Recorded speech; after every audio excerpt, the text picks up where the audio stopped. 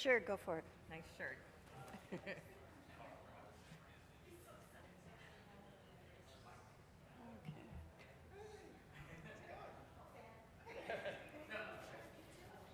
Oh, sure. Ooh, I get to join you folks. Yeah. Are we close enough together? Oh man, those lights are like No. there. Tell us where. So that's where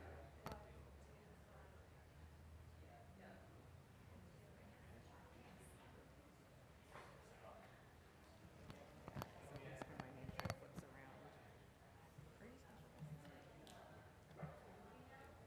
Yeah. Well, I was last year, and I got sick on day 1.5. So this is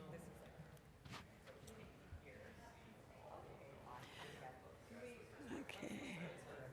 Yeah.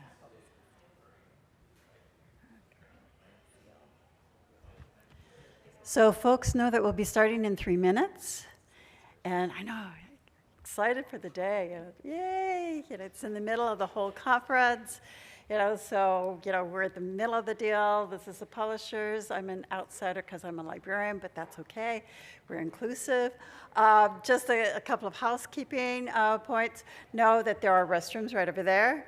Also, please take the elevator because there's some issues with the stairs and the escalators unless you want to, and you can't walk on the escalators even. So just to let you know about that and plan ahead. Also, we're going to be recorded. It's basically for the library. Librarians document, important things. So this is an important thing.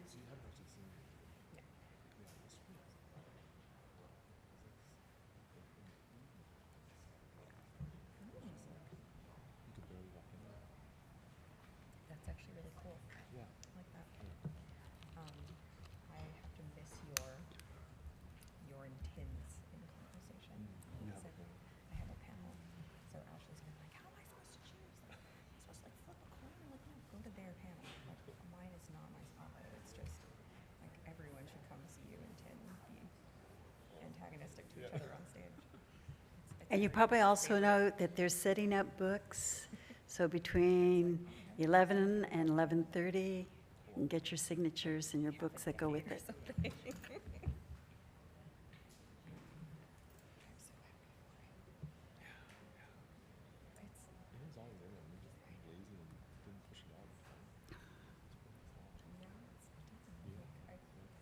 I've been like emotional about it for the past several weeks, but like leading up to it too. So we've got 1 minute before we go. I want to know how many librarians are in the room. All right. How many librarian wannabes are in the room? All right. How many love graphic novels? Yeah! All right. You're in the right room. I was in the wrong room for about 2 hours down below. This is a better room. It has a better view. And especially a great view of our graphic novel authors. It's 10 o'clock, so welcome to the first session of the day and Comic-Con at the library. My name is Dr. Lesley Farmer. I teach school librarians. Yes, we still exist, here at California State University, Long Beach. And today we have 3 high-profile graphic novelists who are going to be sharing with you their ideas, their insights about using high-profile works to introduce readers to books. So let's find out who these folks are. So on my far left is Mike Maihack. I get a little excited on this stuff. He's a cartoonist best known for his Cleopatra in Space graphic novels. It's published by Scholastic Graphix. So this 6-book series has earned a Florida Book Award. He also a quick pick for reelected young adult readers selection, which is why this is a great session, for him. Star review from School Library Journal. Also produces a children's animated series by DreamWorks Television. And he comes all the way from Land O'Lakes, Florida. All right. Right next to him is Raina Telgemeier, and so smile, right? So she's the author and illustrator of not only Smile, but Dream Sisters, Ghosts, and Guts. They're all #1 New York Times bestsellers, and shows you that you can really leverage your own experience. She's so authentic. So she's also adapted, illustrated for graphic novel versions of Anne Martin's Babysitter's Club. I knew it back when it wasn't a graphic novel, and has contributed short stories to many anthologies. So she's gotten 6 Eisner Awards, a Boston Globe Horn Book Honor, Stonewall Honor, and many best and notable lists. And she's coming from San Francisco. Also from the Bay Area is Gene Luen Young, and I knew him back when. And so I have to tell you that in 2016, he was named a National Ambassador for Young People's Literature by the Library of Congress. And also that same year, so I'd love to see the horoscope, was named as a MacArthur Foundation Fellow. So you probably know him from ABC, American Born Chinese, which is a National Book Award finalist, and Prince Award winner. That's another super American Library Association award for those of you who don't know that. And you know that it's been adapted into a Disney Plus original series. He also has the 2-volume graphic novel, Boxers and Saints, that won the LA Times Book Prize and was a National Book Award finalist. He has one of his nonfiction graphic novels, Dragon Hoops, which is available, also received an Eisner Award and Prince Honor. So he's written some other, great novels that I've read them all, I think, except your very, very first ones that you self-published. But hey, we've got these high-profile folks, and so I want to spend the time listening to them, not me. So we've got some questions for them, and again, this is going to be full of lots of good insights. And I do have to put a plug that July is the Graphic Novels in Libraries Month. So there should be graphic novels in libraries all the time. But hey, let's celebrate when we can, okay? And in fact, the Library Association has book lists and a special edition that's a guide to graphic novels in libraries. All right, end of my commercial.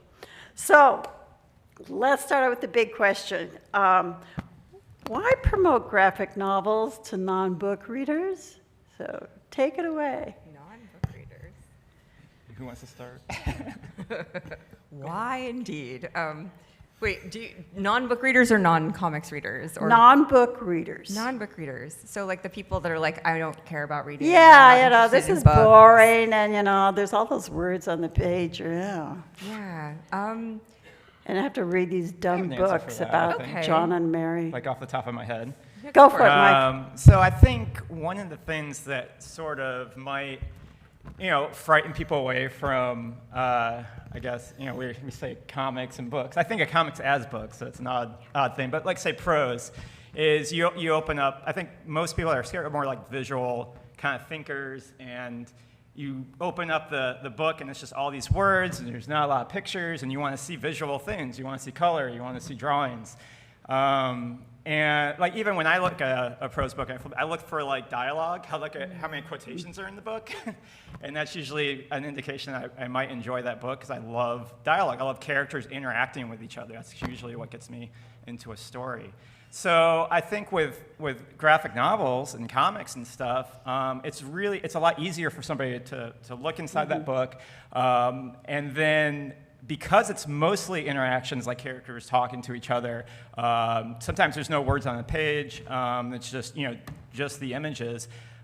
These reluctant readers can get through a book. Not only can they get through the book, but they can get through it sometimes very quickly, and then they have the confidence after that, going, well, look what I just finished, look what I just read, to like increase, that level of reading as they, find new stories that they want to read or new genres that they want to, get into the point where they are, reading just about everything from graphic novels to prose to poetry to history books, who knows. But yeah, I think that's one of the most important aspects is just that sort of visual cues that people gravitate to. I think we all do. Right. I would like to provide an anecdote. Yes. Which is that there was a comic called Nancy by Ernie Bushmiller. It started being created in like the 1940s. And it's so simple, your eye is drawn to it so quickly that people say that it is easier to read Nancy than it is to not read Nancy. That is what I strive for. I want it to be so easy that you like opened the book up and glanced at it, and then before you realize you've done it, you've read the whole book. Yes. And I hear it a lot. It's like, oh, I just plan to like look at it and read a page Yeah. or two, but then I read it to the end, and it was great, and I want your next book. So I'm like, we have then created a reader, or we've created a reader of graphic novels. And I think the ones that are doing the best work are the ones where it's just like an effortless process. Yeah. And I include these two in that category. Yeah, absolutely. Yeah, I totally agree with Mike and Raina. I think our culture now is so visual, right? We're constantly surrounded by visual information. And what comics is, it's this bridge between the kind of media that we watch and the kind of media that we read. I don't think that reluctant reader settings are the only place that comics belong, but I definitely think comics is a vital tool in those settings. And let's face it, in some cultures, it's like comics are, and the whole, comic arts is basically, you have businessmen in Japan, that's how they learn management skills. So, you're actually looking at something that adults, so you can be adultish, and do comic novels as well. So since we said that we were going to be looking at high-profile works, how would you define a high-profile graphic novel? Is that up to us to define it? Yeah, right. Well, no, that's a good question. I mean, were any of us considered high profile when we launched? I don't know. I asked wasn't. this question at dinner last night because I didn't know the answer, and I was thinking maybe somebody at dinner would know. And we came up with there was like length of pages was part of it. How long it was. If it's won awards was one of the things. But then I think there's so many short books out there that I've loved that haven't won awards, or even just 20-page little, like floppy scenes? comics that I've read, just really short stories, and it's like, well, do you just count that as high profile? So I don't know if that counts. I think high profile really just means anything that's resonated with one other single person. And once I was up at night thinking about this, so that's why. But I think once you've sort of made somebody laugh or made somebody cry or smile, you've kind of, got them into another world. You've sort of got them into your book, and I think that's what sort of makes it high profile. You've kind of connected with somebody. I think we're all here to sort of connect with each other and find more, talk to each other and find out more about each other and learn. And books are just a great way to tap into somebody else's sort of world and mindset. I mean, when a book starts picking up buzz before it's published, it's like the publishers can usually tell, and the comics community can usually tell. It's really fun when something's coming up in like a few months or something, and we're all like recommending it up on the stage. And then, so that's just like the rest of the book community, that certain books kind of rise above the noise before they even come out. And I mean, I know that part of this conversation is about like established characters and intellectual properties and stuff. So there is often like the hype put behind something that people are already familiar with. Yes. So my launch project was the Babysitters Club series, and Scholastic was building off the fact that there were already Babysitters Club fans, like myself, dating back to the 80s and 90s. But that was middle-aged women at the time. So it was like, are those women going to like get kids excited about these books? Are the bookseller is going to get kids excited about these books? And it was a big question mark. And it was a gamble. And I think ultimately it paid off, but it did take some time to kind of get that rolling again. Yeah. I want to point out that comics itself was not high profile Correct. when I started. Like, when we started, Yes. At least not here in America. We used to be able to come to Comic-Con the day of and get a ticket to get in, get a pass to get in. And I remember the very first Comic-Con I went to, it was like in the mid-90s. On Sunday, it felt like in the exhibit hall, there were more exhibitors than attendees. It was like a ghost town. You could almost see the tumbleweeds going through the aisles. So, and I actually would say that that's a strength of comics. Nowadays, maybe there are high-profile books, because we're noticed by things like the New York Times bestseller list, and there are all these tie-ins, right? Like everybody knows who Rocket Raccoon is, which blows my mind. But a lot of that is because many of comics characters have crossed over to other more high-profile media. But the reason why comics is special is because I think it's very intimate. You know, there's an intimacy to comics. When you read a well-crafted comic, it's the connection between the reader and the creator is incredibly intense. It's almost like reading somebody's diary if a graphic novel is well crafted. And I think that kind of, like the fact that comics as a medium is not as high profile as other storytelling media works in its favor when it comes to intimacy. Yeah, just to kind of piggyback on that too, one of the things I love about comics, and because of that, you know, what you were talking about, it's just like, you know, kind of tapping into that and stuff. But it's the only medium out there besides, you know, like movies can't do it and prose can't do it, where it sort of invites this sort of creativity from the reader. You're showing them this image and then this image, but there's this gap in the middle, and they have to visually connect those two things. And so suddenly they are also sort of creating the story along with you. And everybody, because of that, nobody reads a comic the exact same way. Everybody's going to read it completely different. Everybody's going to see something different in their head. And I love that. You know, you're kind of, you're almost like, by somebody reading a graphic novel, they are almost becoming a graphic novelist themselves. You know, they already have those tools in them to start doing it. And you see it, kids all the time. Just, you know, they read stuff and then they want to make their own comics. My kids do it. So so that's, I think, just another really you know, great, you know, when we're talking about high-profile things, you know, I think that's a really great thing about graphic novels being a high-profile thing, because if there's more of them out there and there's more recognition, what you're going to do is just going to get more and more creative individuals. Absolutely. So what you point out, especially Mike, is that whole thing about, you know, all information is contextual, and I think the same thing with graphic novels. And when you're talking about high profile, you know, it's high profile with librarians. It's high profile amongst, you know, certain, you know, babysitter club, you know, fans, et cetera. And then you've got the relationship, as you say, individually with each graphic novel, because you say you're almost like co-creating it. Yep. So another way that people have certainly with this topic, we're talking about, you know, graphic novels almost is like your gateway drug, you know, to, you know, other kinds of, you know, like, you know, traditional books. So how do we build that relationship for our readers between them and graphic novels? What's the bridge? So, you know, so let me reword that. You're like, huh, wait, what was that? So in other words, what are some strategies to promote graphic novels to folks who, you know, really like books, huh? Well, I personally really appreciate the work that librarians have done to promote graphic novels.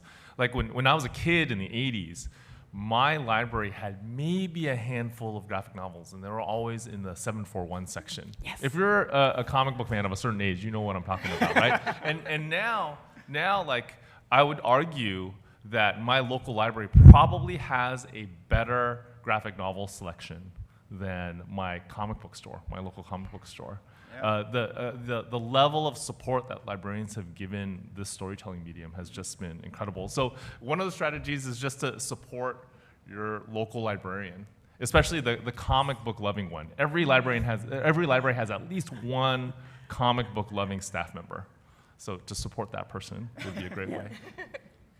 I think it's cool that nowadays, like, the kids are actually the ones that are promoting comics, and they're the ones that are convincing their parents and their grandparents and the, you know, their teachers and stuff that, like, this is valid, and it's always frustrating when we have, like, parent pushback or teacher pushback or librarian pushback. I'm like, no, but the kid, man, like, that's the one who knows what's up. So just keep investing in the kids, I guess, and it's like, okay, they're gonna grow up, and when they're adults, I hope they still read comics. I hope they still love comics and are there to, like, inspire that next generation. But I feel like that barrier just kind of keeps getting smaller.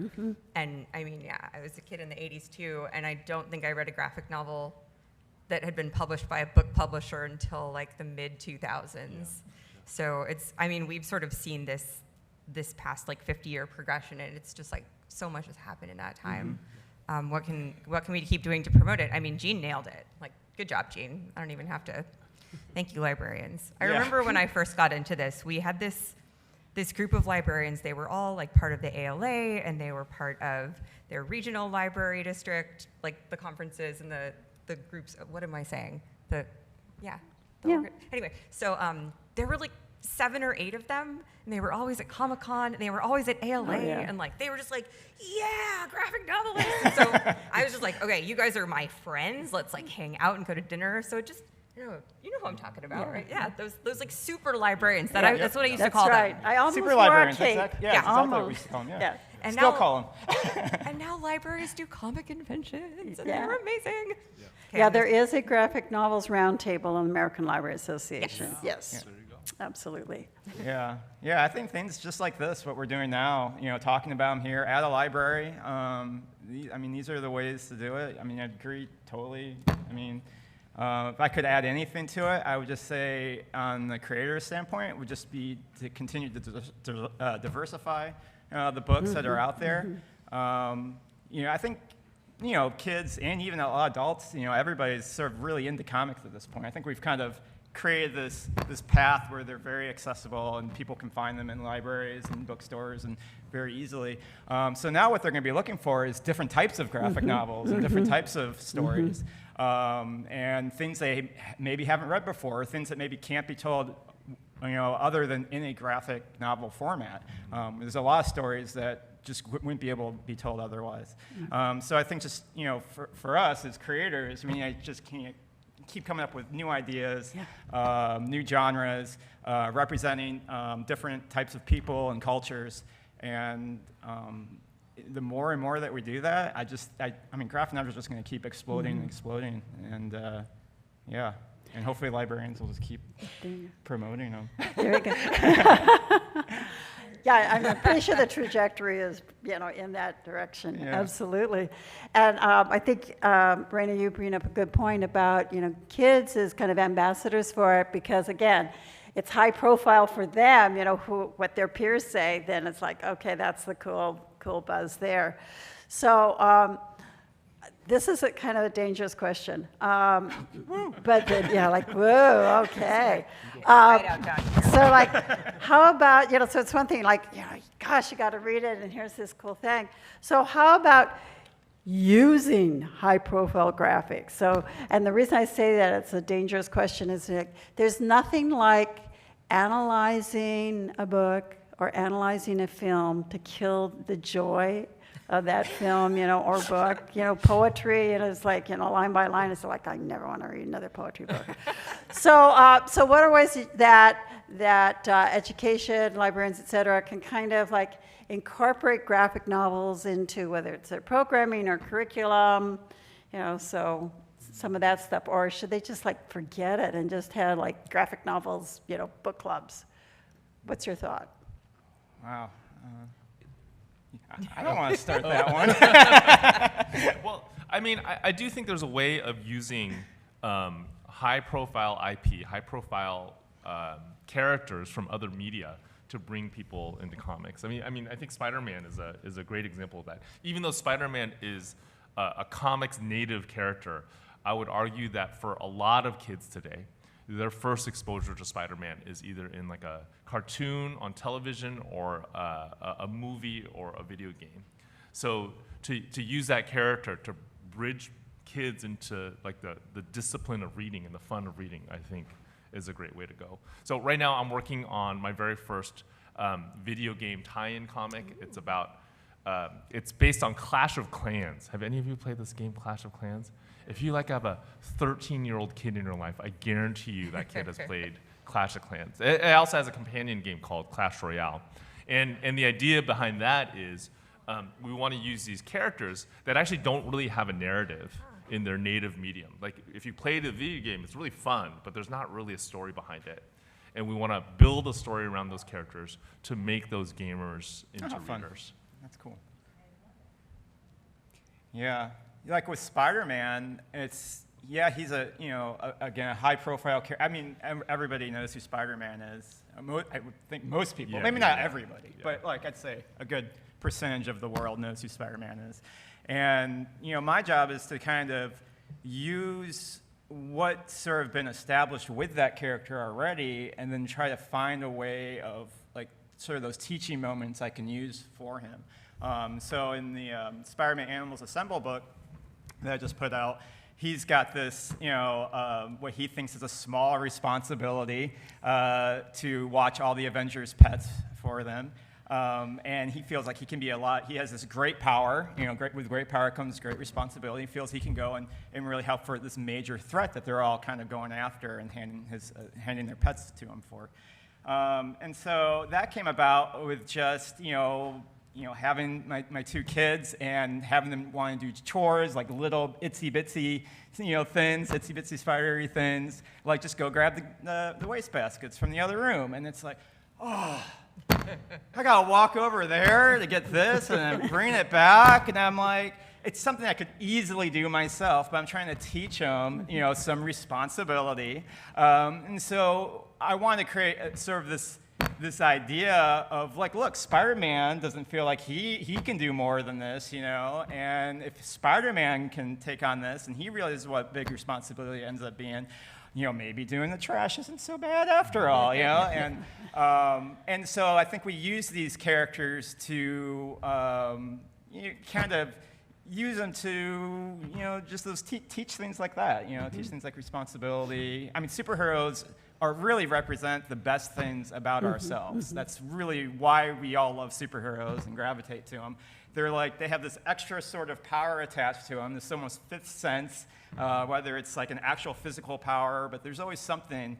And then they could so easily use that for something bad or evil, and that's where supervillains sort of came from. But superheroes, they're like, everything they do has got some idealistic quality to them. And we all want that. Deep down, we all really want that. And I think that's why we all love superheroes and we want to see them do the good things. And so let's use those superheroes and then show people, different ways that we can kind of, make the world an even better place. Yeah. I feel like when you're asked to work with IP, there's two ways you get it pitched. One is, okay, we have this really specific narrative. We want to hit all of these points. We're trying to make it a tie-in with this property, this game or a movie or something. And then there's the one that's, you can do anything you want. Both of those scare me a lot. I like the in-between better, where it's like, this is the framework, and we all know Spider-Man, we all love him, but we want to see something slightly different from him that we haven't, we don't need his origin story again, because we've done that 600 times. But it's like finding some sort of moment, or for me, it's just about finding character moments and finding relatable character moments. So I did a short Justice League comic a long time ago, and it's called Justice League in Take Your Kids to Work Day. And so it's all of them showing up for work with like their kids. And so that's the best. It's the same thing where the kids are like, oh God, do we have to hear about the invisible jet again? Like, we already know this stuff. But they get really excited about like the water cooler, and they're all like, "Ooh, we can Xerox our faces on the copy machine." And like these, those characters didn't exist. The children, they had to be like made up. But it's like you're playing in a sandbox. You're playing in a space that other people have set up for you, but you're trying to do something that entertains yourself for starters, but then also entertains your reader and makes them go, "Oh, I just hadn't imagined that before." And maybe next time they can play in that sandbox and they'll do something fun too. Exactly, yeah. So most people actually, don't stay with just, graphic novels. They kind of, as you say, and there's different kinds of reading, et cetera, right? So that's one thing that we really want to push on, is that how can we help folks to say, so you really like this graphic novel, I bet you could, like other kinds of books too. So what are some strategies that kind of help folks to kind of link from graphic novels to whether, it's nonfiction, textbooks, or, other kinds of reading? Well, we have to be readers too. Yeah. So people, it's one of the most common Q&A questions. It's just like, what else are you reading? Yeah. What else can you recommend? I'm guilty of often recommending graphic novels because it's the world that I live in, but I also like to talk about the books that I read when I was a kid, and then like what speaks to me now as an adult. And I think just us as people, like having our own interests and our own genres that are favorites of ours, it's like, if Gene says this is his favorite book in the world, a Gene fan in the audience who's got all the graphic novels might be like, okay, I'll check that out. Yeah. So we get to be book talkers as well. Yeah, absolutely. Agreed. Yeah, perfectly well said. Yeah, we have to be book talkers as well. That's what I'm putting in. Don't ask me what I'm reading right now, though, because I'm gonna draw a blank. Okay. I know that as a librarian, it's like, as you say, whether they're in the Spider-Man or Marvel, then they want to find out about the whole Marvel universe. So then you say like, oh, there's an encyclopedia of, Marvel, characters. And, oh, yeah, you can go to 741.5 and you too can draw. And did you know there's whole books about, that kind of thing. So that's kind of one, a couple of strategies there. And as you say, so where else could we get character development or the whole arc of stuff? Or, so who's this Eisner guy, And, I mean, we're also using tons of reference for what we do. So the source material that we're drawing from is always worth going back to. And I don't just mean comics. I mean, I wrote this book called Drama about theater kids, and I had to do a lot of technical reading about how stages are built, and how I read about the history of Broadway and all the different productions that had come and gone over the years. And it was that was fascinating to me. And you don't actually read any of it in my book, but it's the foundation underneath it. So I like to recommend, it's almost like a bibliography. Yeah, I mean, I didn't know hardly anything about ancient Egypt and Cleopatra until I drew a picture of Cleopatra in space, and people resonated with it, and I started drawing her over and over again. And then when it was kind of people telling me to make a comic of it, pretty much, I was like, well, maybe I should find out more about Cleopatra. And so so then that got me going to the library, and I was just picking up all these my favorite books were those Eyewitness or those things, which just had all these visual guides. Oh yeah, Dawn really King Newsley, yeah. And so I'd find those and little facts about stuff, and I go, oh, I could use that. I could make a sci-fi twist on on this on a mummy, or on the way that cats are in ancient Egyptian time. I'll make them talk since they were buried along with their rulers and stuff. That sounds good. But yeah, I mean, it was just, that just leads to, wanting to read more about ancient Egyptian stuff and finding more stories like that. And now anytime I see it, I understand it more. But it started from just drawing comics. I mean, That's one of the funnest parts of the job. Yeah. One of my favorite graphic novels, it's an adult graphic novel. It's called Louis Riel by Chester Brown. And what I find most impressive about that graphic, maybe not most, but one of the things I find most impressive about that graphic novel is the footnotes section. It's incredible. It's pages long, and he actually hand wrote it all, which I think is so nutty. But I think what the footnote section in Louis Riel shows is that if you want to do a good graphic novel, you have to go and invest in the research, right? So I've tried to do that myself as well. I did a graphic novel, Dragon Hoops, which is about a high school basketball team. Nonfiction. I followed a high school basketball team for a year. I went in not knowing anything about basketball because when I was a kid, I was terrible at basketball. So I always avoided it because I thought of the court as this arena of humiliation. But now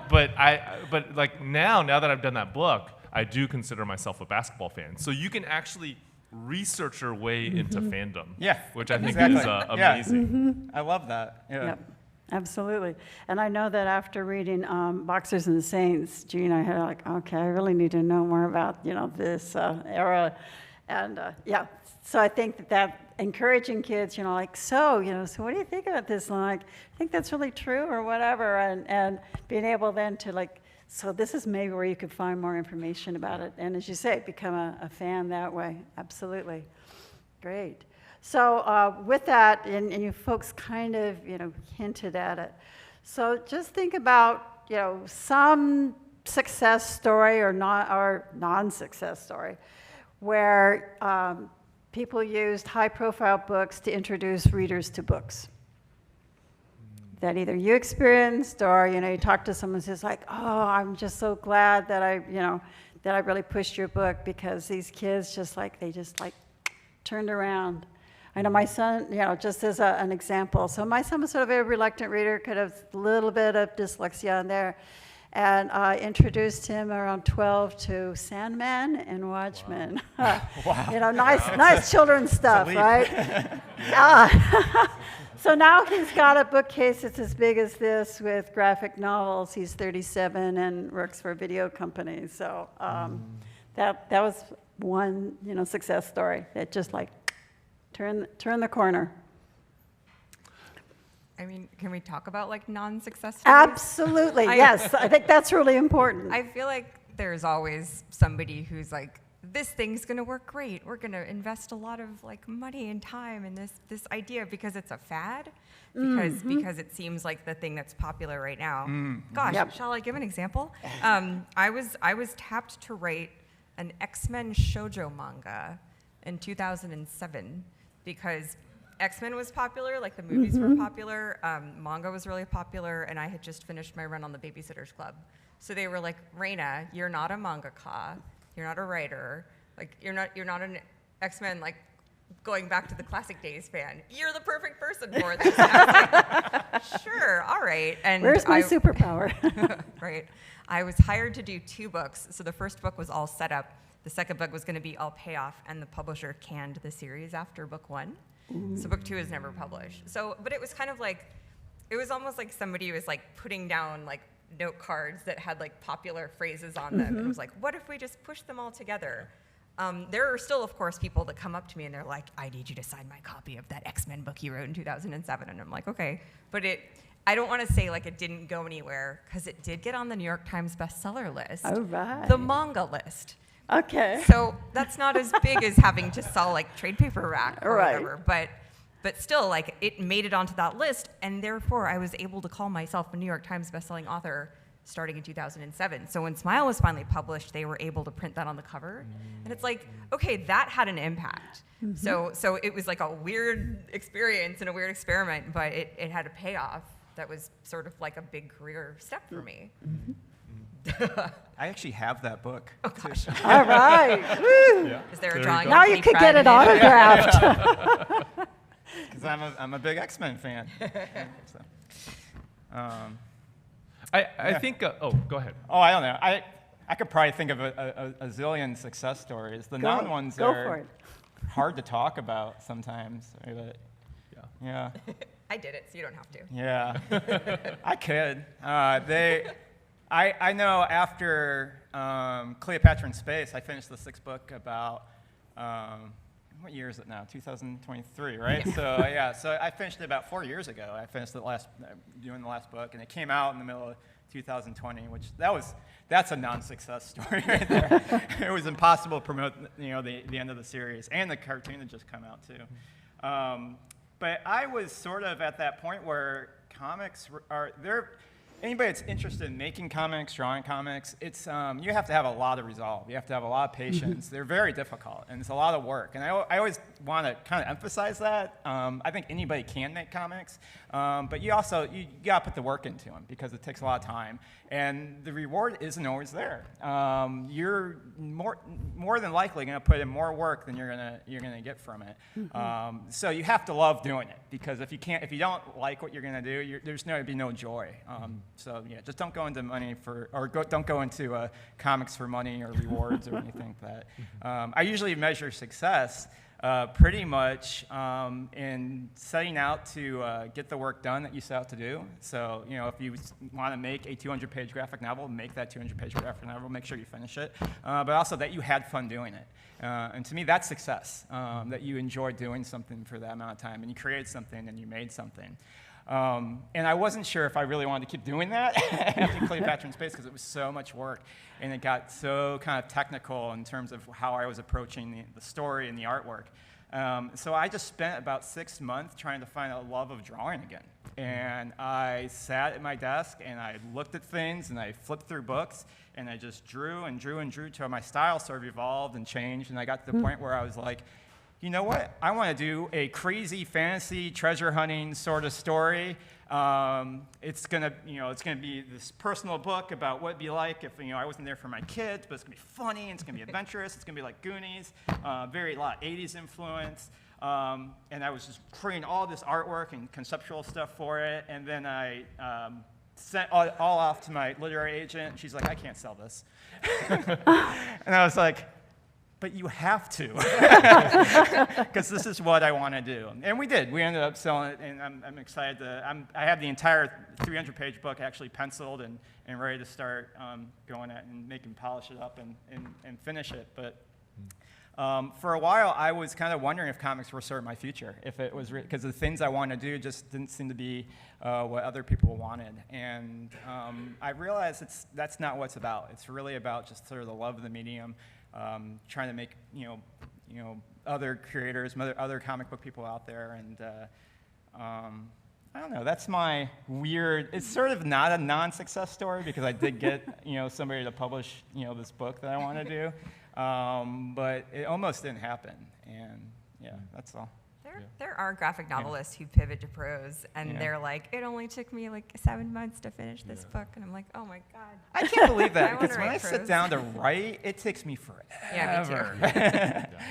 But there's some people who those words just kind of pour out. Yeah. you know? Yeah. And I think even the fastest artist, it's still slower than writing. I usually say it's easier for me to sit down and draw something than it is to sit down and write something, but it definitely takes me longer to draw something than to write something. Absolutely. Yeah. Absolutely. Yeah, drawing is just like, drawing comics it'll eat your whole life. You know what I mean? Like sometimes young people will come up to me and they'll be like, how can I become a cartoonist? And I tell them, you give up all of your TV and half of your friends, and then you'll have enough time in your life to finish a comic book. It takes so long. It takes so long.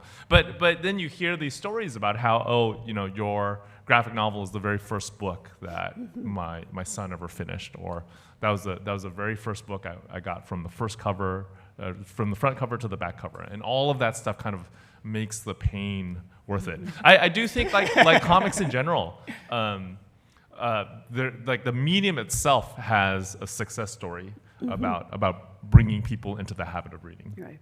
Okay. So you brought up a good point about, like someone telling you about this, we'd sometimes call it the home run book, so it kind of clicked and like, oh yeah, I do like to read, didn't realize that. So have any of you folks gotten like any feedback or letters that say, gosh, I really like this, and now, I'm going to become an Egyptologist, or, yeah. I've got letters from Egyptologists before, and I picked this up because I'm an Egyptologist, but I also love Star Wars, so this seemed like the perfect thing for Cleopatra in Space. And my first thing, before even reading the letter, I'm like, oh no, because I'm not, I did research, but I changed things for the story and stuff like that.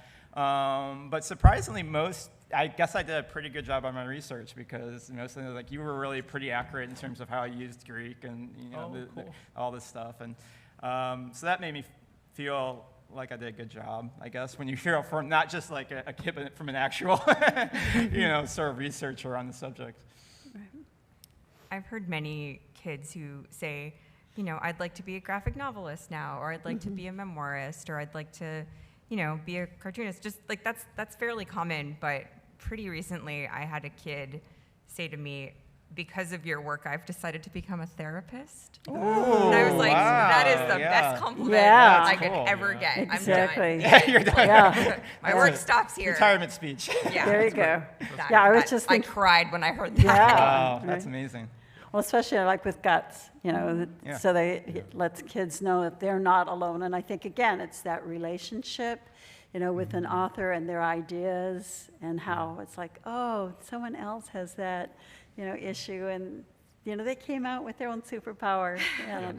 Great. Yeah, with Dragon Hoops, I've heard both people who tell me that they've never finished a book before, but they like basketball and they were able to finish Dragon Hoops. And I've also heard people tell me that they didn't like basketball before, but after reading the book, they like basketball. And both of those are very gratifying. With the Books of Clash, which is my video game book, it just came out. It came out, I don't know, a month and a half ago or 2 months ago. So I haven't had a ton of feedback on that yet. I did get one piece of feedback, which was, I read the book, I really liked it, so I started playing the video game. And I was like, that was actually the opposite. You're moving in the opposite direction of what I was aiming at. So speaking of opposites, if I remember correctly, when you were teaching computer science, can you imagine him as a computer science teacher? You'd be like, wow. That to kind of help the kids understand some of the text because it wasn't really like, that you kind of did some comics to kind of help them understand material. Is that correct? That's right. I mean, I actually think that that's a growth area in American comics, is explicitly educational comics. We need more explicitly educational comics and graphic novels. Totally. Like if you go to Asia especially, there are shelves full of nonfiction topic-based graphic novels. Yep. So when I was a high school teacher, there was a period of time when I couldn't be in the classroom every day because I was on another part of the campus helping with another teacher's project. So to make up for my absence, I used to draw these comics for the kids. And they liked them enough that some of them told me they preferred cartoon me on the page to like actual me, you know? And I hope what that is a demonstration of the power of comics more than anything else.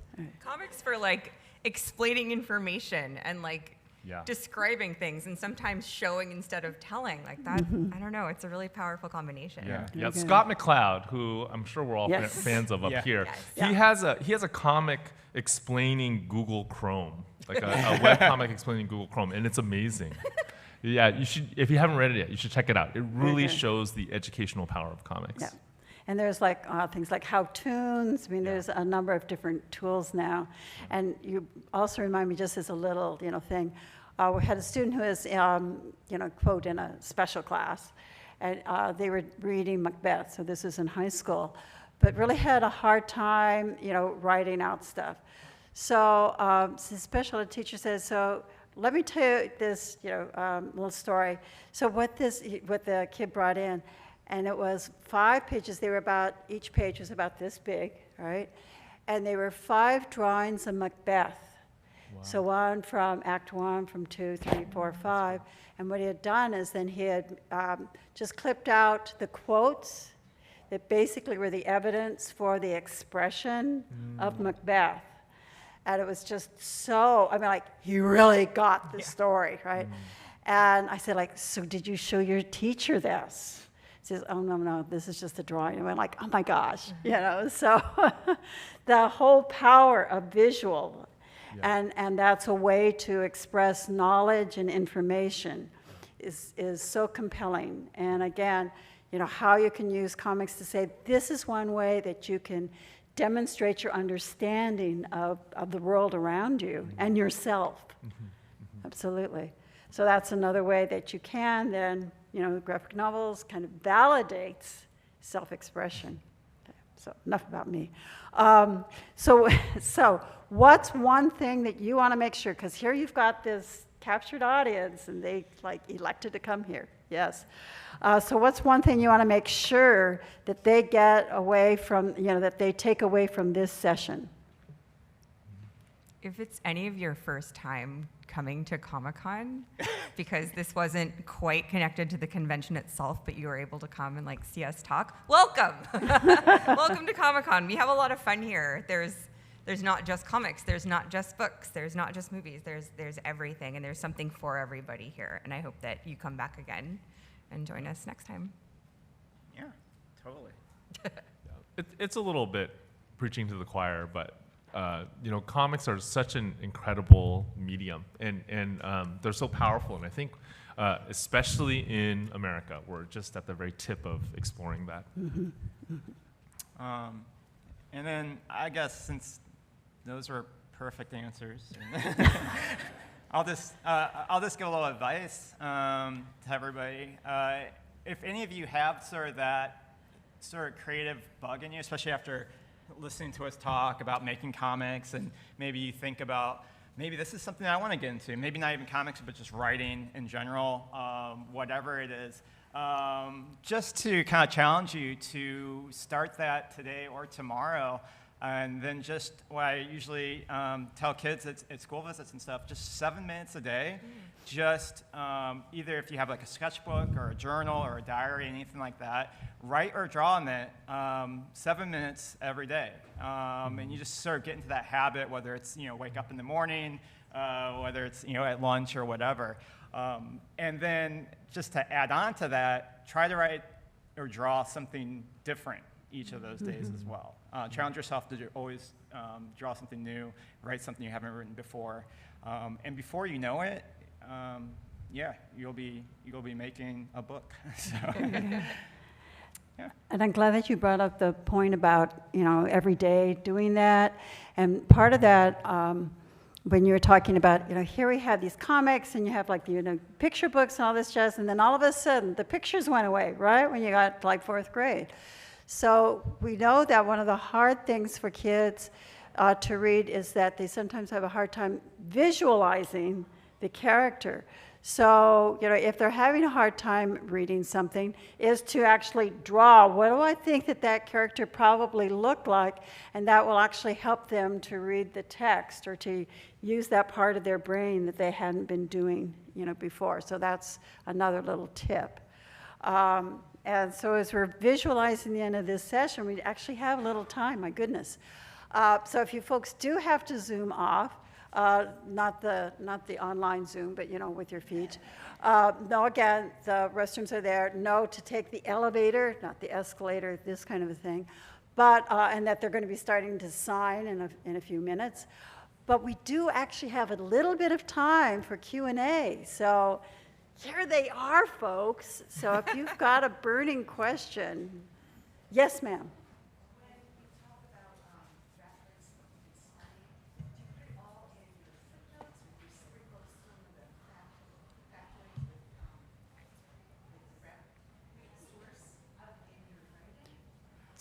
So let me, so those people, if you couldn't hear, so she was saying like when, here's these folks doing all this research in order to have really compelling stories.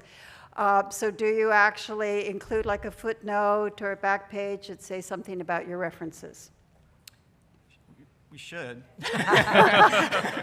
Or is it in your blog, Mike? It usually shows up like, I'll say something online about it and stuff. You don't always have, that's one thing with publishing too, sometimes you have a limit in terms of a page count that you have to adhere to, and there's not always those extra pages at the back to allow for things like that. And then sometimes it's just, you don't really know exactly how to, where it came from. It came from so many multiple sources, it almost becomes like just this conglomerate of information. So I think it's important for us to, to stay online and have a place like a website and stuff where we have that information available. And, just lead people, have a, thing at the back of the book to lead people to those places. Yeah. In Dragon Hoops, I do put them in the end notes, and there's also a bibliography for every chapter. Yeah, I've listed the same in mine. Yes, ma'am.